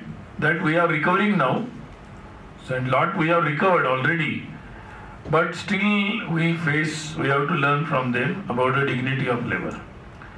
So there are a number of things we can learn from different countries. Accordingly, from all civilizations we can learn something. But the important thing is the human qualities, the inner human qualities. That is very much we can offer to the world. Very much we can offer. Like our family system. everybody, most of the people world over and most of the developed countries, whenever I visited and interacted with the people, they said, when I just met with the Japanese diplomats last year, so we had a discussion on different issues, and then I told the RSS 100 years we are going, and so we have some Pancha Parivartan, and I told one by one. So I told about the Kutumba Prabodhan. When I told about the family awakening, family relations, relation with the young people, and how we can transfer them the family values, as a responsible young person. So then they said, oh, it's not for you only, it's for my family. Please start something like that campaign in my country, I will help. And that is the voice I heard from everywhere. So these are our human values, how we should be very much sensitive about the nature, the others, how we can live with the people with different languages without any disturbance in my mind, how I can live with the people with different colors, how I can live with the people having the different gods, different practices. So it's not easy. Respecting the parents, sacrificing something for even they have the issues of sacrificing something for the partners, life partners, families, even for their sons and daughters. It's very difficult for them to compromise. They think that it is a compromising with the life. So now they want that, they think that their generations last 60, 100 years, their life was also like that, same. But they have lost these values in last 100 years. And Bharat has not lost that. So they are searching for that values in their own, they want to bring these values in their own civilization.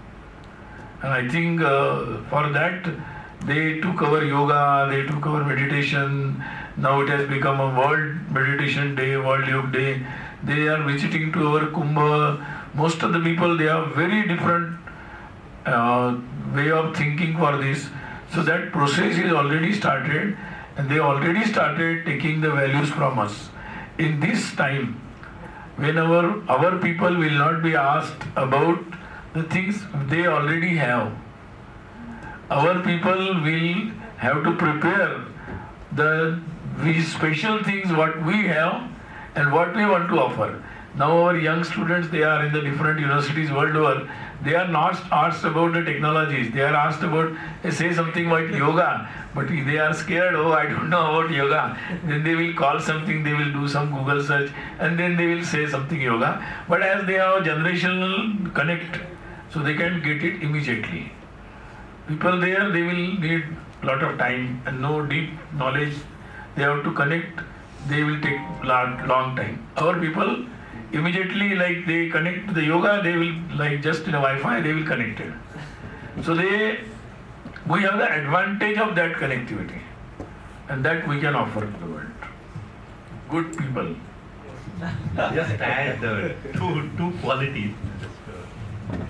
I think this is again based on some experience I had earlier. I think the scientific bookkeeping is something that we should pick up from the Western world. Unbelievably accurate scientific bookkeeping. Swami Vivekananda also talked about it, but I also saw this, I mean, most of us who have traveled abroad who have seen. The second part is Indian students, we actually believe too much in our memory. And this is a real different practice. In Japan, there is a word. You ask him a question, you ask a student a question, he will not shake his hand or shake his head unless he understands. He will keep saying Vakaranai, Vakaranai. You know, you will say, I don't know, I don't know. But here, if I am a teacher and you are a student, you ask a question, I try to explain. Maybe I would have goofed up. I would have, instead of convincing you, I would have confused you. But out of respect, after the third time, you will say, okay, I understood. Relying on our memory in our scientific day-to-day activity and scientific bookkeeping is something which we should pick up from the Western world.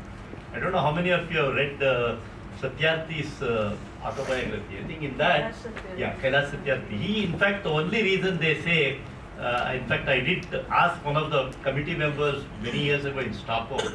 They said it's scientific bookkeeping. They used the word scientific bookkeeping, and how many lives he has changed in his own career. Almost it was around close to 68,000 people. He had maintained the record from the day a particular boy was picked up and how education basically helped him. He had documented every bit of that. Israelis do that from Montessori till you get a job up to 50 years. So we respect history, but I don't think we track history and preserve history. Like the older days, people used to put it on the stones, put it on manuscript. We don't actually believe in scientific bookkeeping as a nation. Probably that is one quality I feel we should become. Like I agree with you. This also goes with the we should have the habit of writing a diary every day. Absolutely right. That I used to do earlier, but but I need to teach that. One change I see that she's lost her nervousness. This writing habit is important. But as a society, I would think we need a few changes. One is, if a rule is there, a large percentage of the population, I wouldn't say all, say, how do I break them? That feeling is there. That should change. Second thing is our way we dispose our waste. Absolutely. That has to change. Especially when you discard a non-biodegradable or a toxic waste. That system has to change. We talk about it, but we are still not done it. The third thing, this I observed in Japan, is whatever actions they do, the first question they ask is, am I troubling the people around me, immediate vicinity people around me? So even in a train, they wouldn't hang their bag to the back, they would put it to their front, so that they know that they're not troubling somebody in the back. So that cultural thing is something that struck me. So whatever you do, you ask yourself the question, am I troubling anybody around me? Which includes your, like you were saying, the answers. If you're not understood, say I'm not understood. If you made a mistake, say I've made a mistake. So that I think these three changes. Like what you are saying that we should have empathy. Yeah. Empathy, but specific empathy. Empathy is a very, very, very broad terminology. I'm saying specific behavioral changes which will help the society go forward in quite a lot. See, about the behavior, our way is Madhyam Marga. So Madhyam Marga means don't go to the extremes. That is what all our knowledge systems, they have given the message. The Madhyam Marga is a Uttam Marga.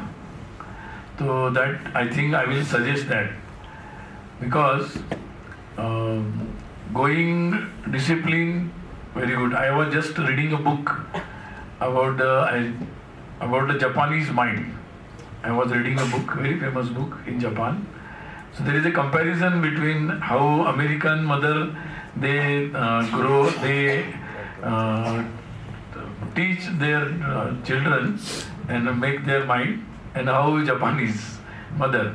So if American mothers think that if their son or daughter, they are bold enough to shake hand with any guest and ask them their name also, then they will see, though, now my boy or girl is, well, I have done it, now they are bold enough to live in the world.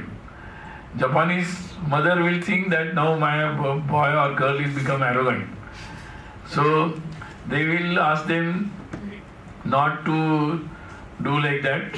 So everything goes on, both extremes, then it will create a problem. So our Madhyam Marga will be always better. So like not distant, so to be very perfect, that also gives different psychology. So now Japanese people are also, there are a lot of thoughts are going on there. So how there can be a Madhyam Marga, they are also thinking on that. So we have to find out the Madhyam Marga, but what he said about like our public systems, throwing kachra everywhere, not putting cleanliness or giving importance to the cleanliness, that we have to change in our public life. And I think about after the Swachhata Abhiyan, many things are developed. I can't say about everything, but I can see now the railway stations and bus stands in Uttar Pradesh, Madhya Pradesh, Bihar. So I will not say the ideal, but situation is well improved. Now I can wait on Uttar Pradesh station for 2 hours for next train also. Otherwise it was not possible. Just one point on that, very quickly. So I know time is running short. It appears somebody read about fundamental rights of action. So he said, I have got fundamental right of action. So he took an umbrella in an open market. And then he kept on swirling this and he was walking. And the umbrella's needle was actually hurting every next person. So one guy stopped him and said, hey, why are you doing this? You are hurting me. And this fellow said, I have got fundamental right in this country of action. They said, your action actually ends where my nose index begins. I think it's very important for us to probably realize our responsibility in our actual action, our right that gives, it actually comes with somebody else also. In fact, martial art teaches you inner circle of peace. They put your hand and put a circle. I think we should know we can put a circle around us and then we can make sure that we are peaceful and the others also will have their inner circle. Thank you, sir. And now we are moving towards felicitation. I request all the speakers to stay seated here. We will have felicitation.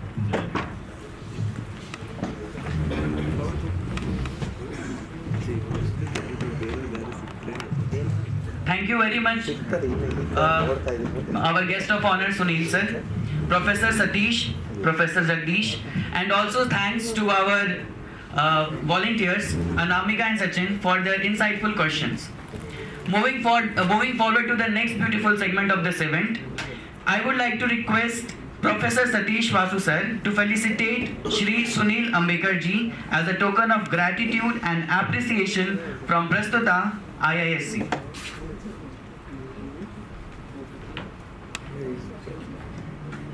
I would also like to request the guest of honor sitting in the first row to join us on the stage. He doesn't know their name. I request Professor Sitaram to felicitate.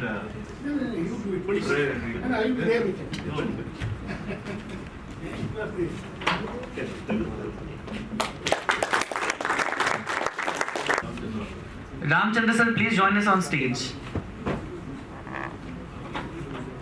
Next, I would request Professor Ramchandra to felicitate Professor Satish Vasu sir as a token of gratitude from Prasthutha.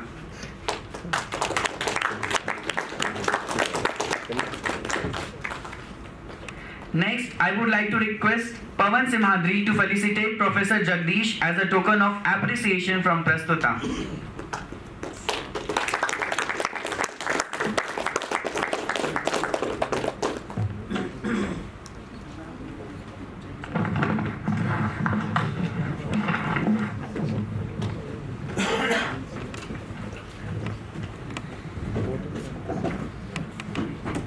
Of Prasthutha to propose the vote of thanks.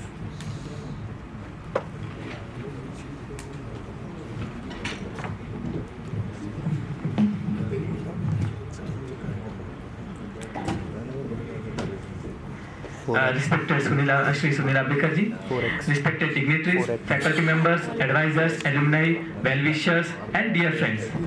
As we come to end of our memorable evening, it is my privilege to propose a vote of thanks to on behalf of Prasthutha. First and foremost, I would like to express a heartfelt gratitude to Shri Sunil Ambekar Ji for accepting our invitation and making us being with us today. Sir, Your address on global opportunities and responsibilities for youth of Bharat has given us much to think about. We are deeply grateful for your time and presence. I sincerely thank Professor Satish Vasu sir and Professor Jagdeesh Gopalan sir for addressing the gathering and sharing their valuable insights. Our heartfelt thanks to our advisors, well-wishers for their continued guidance and encouragement. I would also like to acknowledge support from Prasthutha alumni, well-wishers like Dr. Mulidhar Ji, Shri Manjunath Ji, and all those who have supported us. Also, I want to thank Alumni Association, including their financial support for these initiatives, which we did yesterday for Har Ghar Tiranga. I would also like to thank IISc administration, faculty, staff, and everyone who supported us in making today's programs possible. And finally, a very special thanks to all volunteers and Team Prasthutha for making this program happen. Most importantly, thank you all of you, student, researcher, faculty, alumni and guests for being here and making this relaunch meaningful. Today's mark not just a conclusion of event, but the beginning of new chapter for Prasthutha. We hope to carry forward this journey with the same spirit, relevant thoughts for responsible people. Thank you once again. Jai Hind, Jai Bharat, Vande Mataram. And also a request to give a huge round of applause for Sachin, Rajat, and Pawan, who worked day and night for this event. So, thank you.